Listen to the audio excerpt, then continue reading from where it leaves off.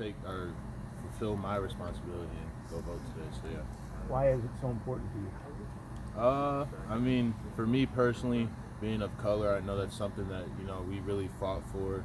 So I mean, I just want to uphold my responsibility and just pay forward like my respects to my past generations who really fought for that and wanted our voices to all be heard. So. Is this the first time you've ever voted? No, I actually voted. I did the presidential one in the last election. So, yep.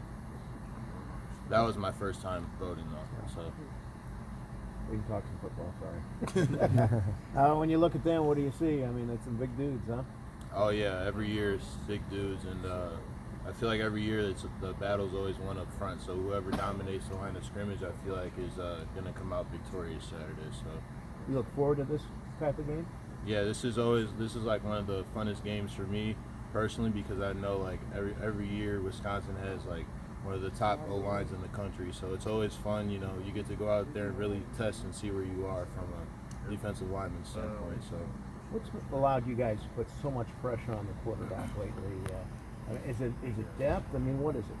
Yeah, definitely has a role in it, having fresh bodies out there to rush the passer. But I believe it starts in practice. I think we just pick things up and, we're more focused on our fundamentals and not really letting the quarterback sit back there and be too comfortable when he's throwing the ball. And also just, staying home on our pass rush lanes and not letting them scramble around and run around and extend the play. And I know it's really hard for our guys on the back seven to keep up with guys when you don't really know where they're going to go when the quarterback's running around scrambling. So, how much of a confidence boost have these last two wins been?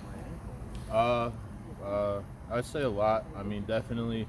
It really, like I said, it just started with practice, and I mean, I feel like we picked up our intensity in practice, and it directly transitioned onto the game field.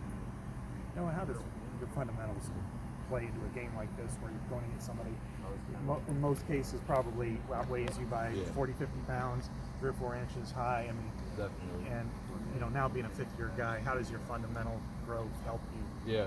So for me, one thing Coach Bell always emphasizes is like with my stature, I'm not the tallest guy, not the longest guy. So starting off with getting underneath them and making them play down to my level, which a lot of guys like that size don't really like to do. And then another thing is just making sure I'm separated from the block, because if not, it's not hard for those long arm guys to just engulf me and hold me from behind. So making sure I'm able to create separation and get off blocks to increase my production too. So. Does your head have to be on a swivel when they're running counter? I mean, just because.